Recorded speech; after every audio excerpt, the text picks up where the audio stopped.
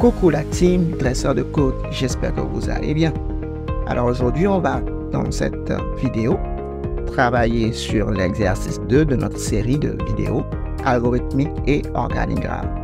Alors sans plus tarder, voyons c'est quoi cet exercice. Alors on nous demande de faire la somme des termes de la suite de Fibonacci qui sont impairs et dont la valeur est strictement inférieure à 4 millions.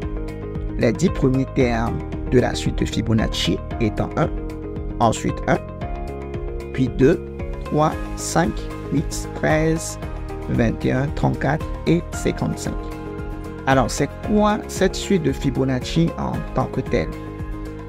Donc, on nous dit ici que, en mathématiques, la suite de Fibonacci, c'est une suite de nombres entiers dans laquelle chaque nombre est la somme des deux nombres qui le précèdent. Donc, elle commence par 0, nous on commence par 1, mais on nous dit que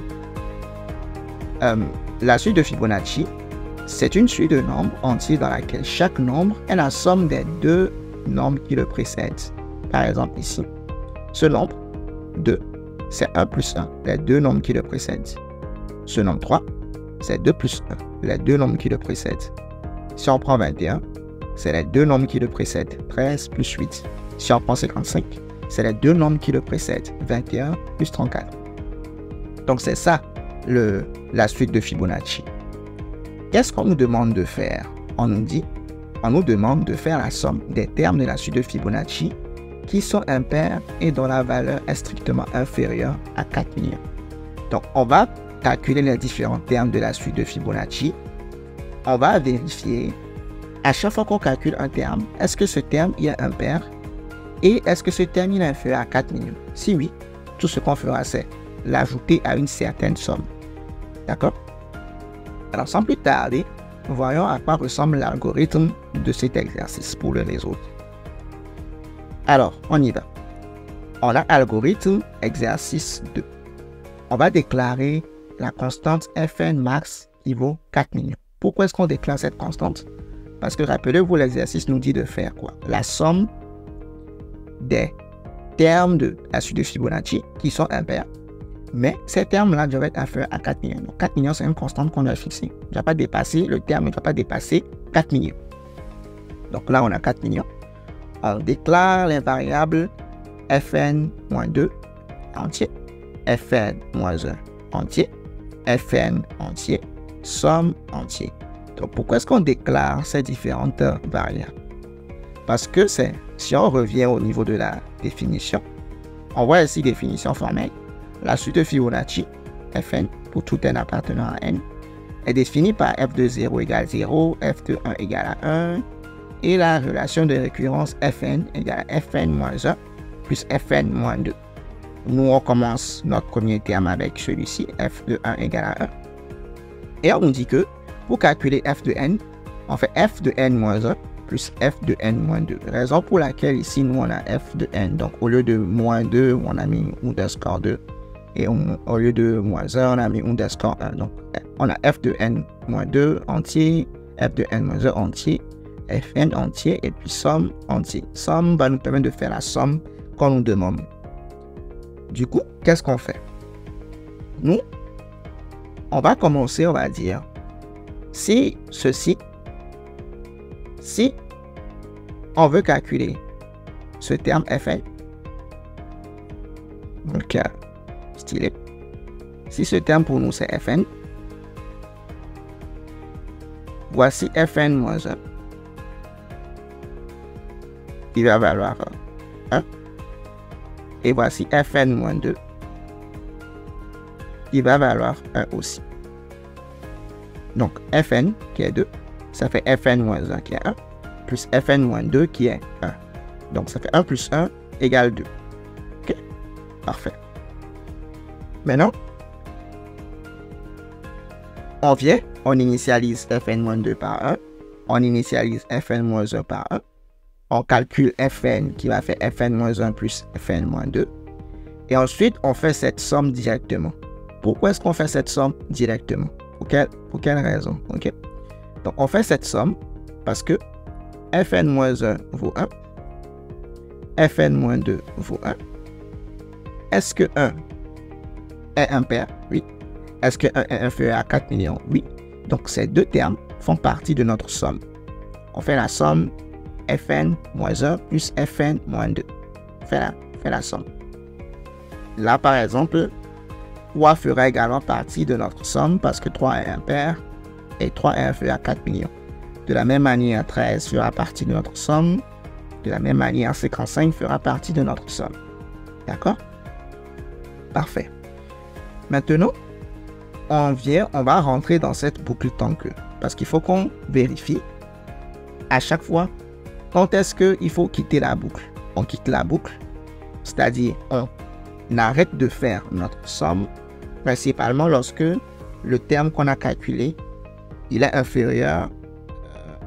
Il est principalement lorsque le terme qu'on va calculer, il est supérieur à 4 millions. Donc, dès qu'on arrive à un terme qui est supérieur à 4 millions, on ne va plus rentrer dans cette boucle et puis faire notre somme.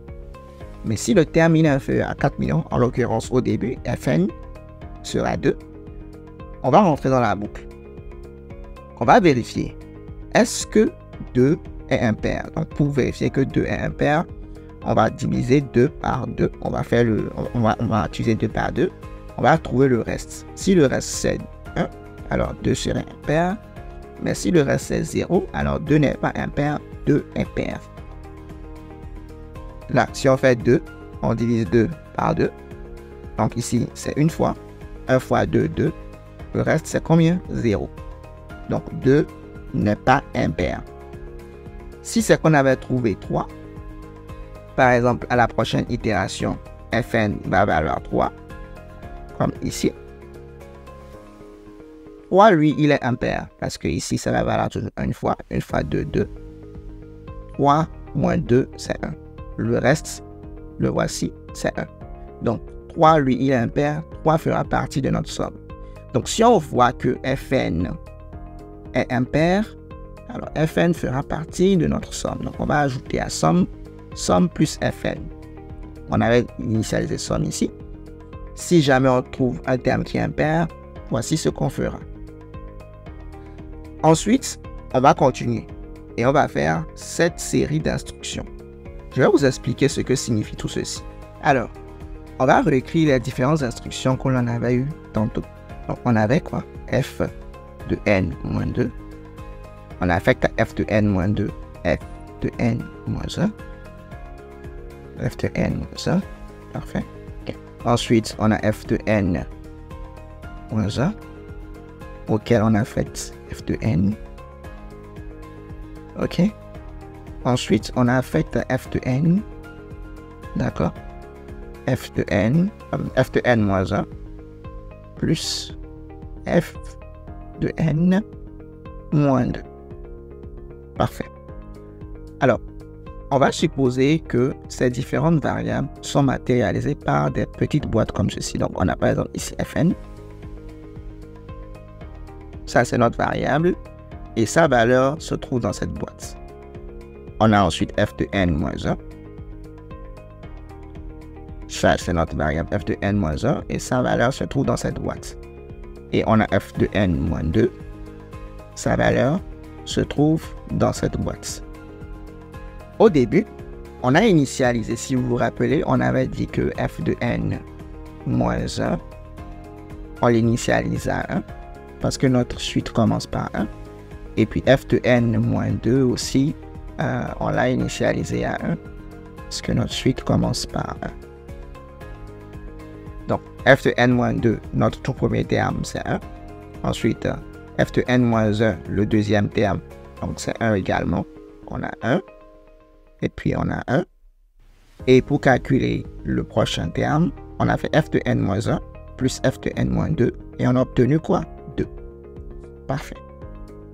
Si on veut trouver la prochaine valeur de f de n, ce qu'il faudra faire, c'est, on doit dire, maintenant, le deuxième dernier terme qui va précéder notre nouveau f de n, ce n'est plus celui-ci, mais c'est bien celui-là. Donc, on va déjà dire que ce n'est plus lui le bon terme. On va effacer ceci. On va prendre ce 1, le mettre là. Ce f de n-1, ce ne sera plus 1, parce que c'est le terme qui va précéder notre nouveau f de n. Le nouveau f de n, ce ne sera plus 2, ce sera 3. Et la valeur qui le précède, c'est 2. Donc, on va prendre le 2, on va le mettre f de n-1. Lui, ce n'est plus le bon.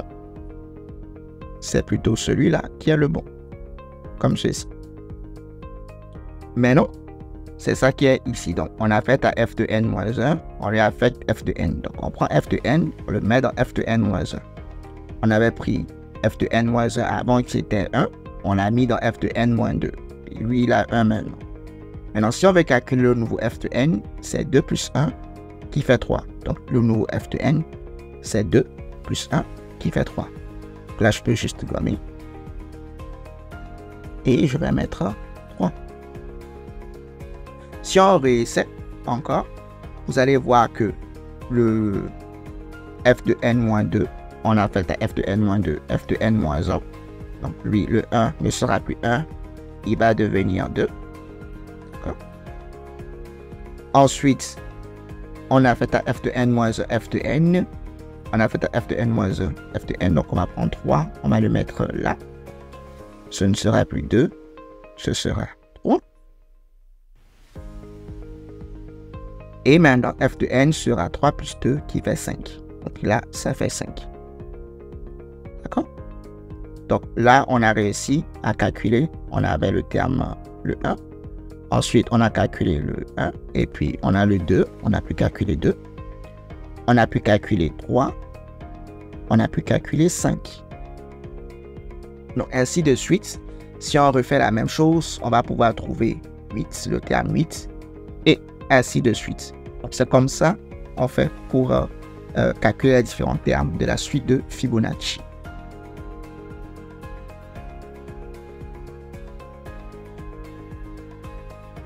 Là, quand on revient ici, on va faire cette boucle, on va itérer à chaque fois jusqu'à ce qu'on trouve un Fn qui est supérieur à 4 millions.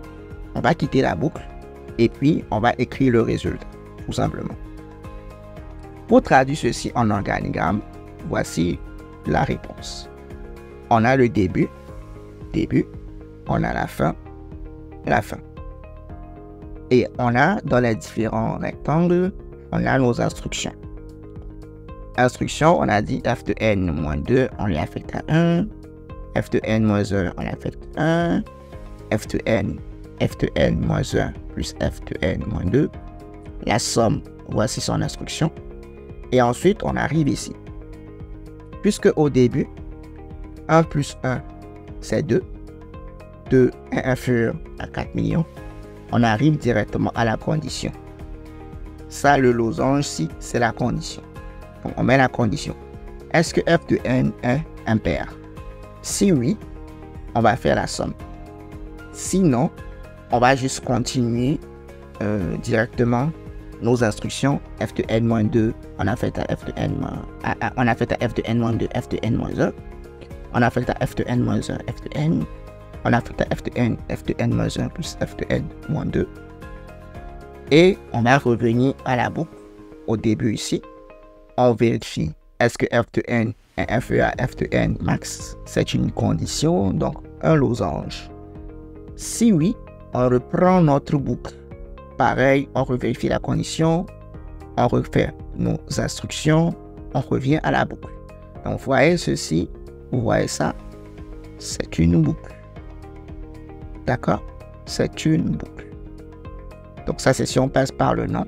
Et si on passe par le oui ici aussi, donc ça reste une boucle. OK? Donc, ça, c'est l'organigramme. Donc, dès que f de n dépasse 4 millions, on va quitter, on va écrire le résultat et on va arriver à la fin. D'accord? Donc, si par exemple f de n, si on prend, on arrive ici, si f de n c'est 3, on va faire la somme. On va ajouter 3 à notre somme. Puis, on va continuer nos instructions. Voici donc l'organigramme qui répond à ceci. voir maintenant le code en langage C. Voici le code en langage C. On déclare, alors on importe les différentes bibliothèques, stdio, stdlib, on a int main, on a return 0. Donc je vous invite vivement à voir ma série de vidéos sur le langage C, ça vous permet de mieux comprendre tout ceci. Je l'ai expliqué en long et en large. Donc qu'est-ce qu'on voit ici? On a notre constante, rappelez-vous, on avait déclaré une constante fn max qui vaut 4 millions. C'est ça, ici. On a nos variables fn-2, fn-1, 1. Voilà. Ensuite, on a fait quoi? On a affecté à fn-1 plus fn-2. C'est ça qui est ici. Donc, en langage C, pour affecter, c'est égal, qui est ici, ce signe de flèche. Donc, ça, c'est la flèche en algorithmique. En langage C, c'est égal. Donc, on a la somme également. On l'a initialisé par f de n-1 plus f de n-2. Parfait. Ensuite, qu'est-ce qu'on a? On a le temps que while f de n est inférieur à f de n max. Donc, c'est ça exactement qui est ici. Tant que f de n est inférieur à f de n max. On va vérifier si f de n est impair.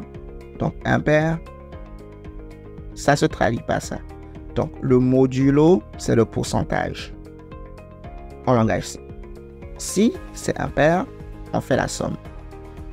En passant, ceci, c'est la même chose que ceci. F de n. Voilà. Ça, qu'on a exactement ici, c'est la même chose que ça. C'est la même chose en langage C. Maintenant, on revient, on réécrit nos différentes instructions, comme ici. On affecte à f de n-2, f de n-1. On affecte à f de n-1, f de n. On affecte à f de n-1 plus f de n-2. Alors, cette instruction, elle vient là. Parfait. Donc, comme ici. On affecte à f de n-2, f de n-1. On affecte à f de n-1, f de n. On affecte à f de n-1 plus f de n-2. Parfait.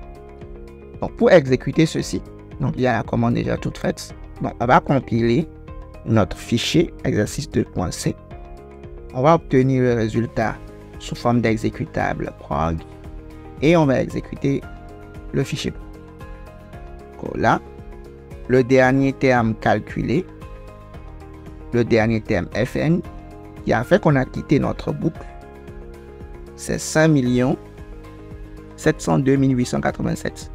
Il est bel et bien supérieur à 4 millions. Et notre résultat, c'est ceci. D'accord? Parfait. Voici le résultat. Tentons de réécrire ce code aussi en Python. Donc, si je viens ici, je peux faire exercice 2.py.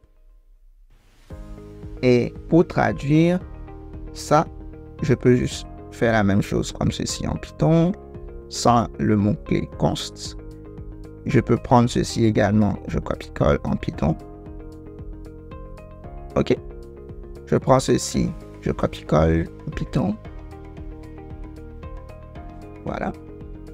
Je prends ceci, je copie-colle. Parfait. Même chose. Parfait. Ici, je peux faire ceci. Comme ceci. Je dois bien indenter et il faut mettre un 2 points ici. Ça, c'est la syntaxe de Python. Et puis, ça revient à la ligne comme ça, avec l'indentation. Ce qui est à l'intérieur, on peut faire comme ceci. C'est la même chose. On va mettre 2 points. Et on va continuer. On peut mettre ceci également. Donc, ça, c'est à l'intérieur du if. Si on quitte le if, il faut revenir comme au même endroit, genre au même alignement comme ici. D'accord? If. Donc, là, on va continuer nos instructions. Là, je peux faire ceci. Voilà. Ensuite, ça. et puis ça. Fait. Donc, dès qu'on quitte la boucle tant que, on peut venir ici et là, on a quitté la boucle tant que quand on revient au même alignement. Et puis, je peux juste faire ceci, print.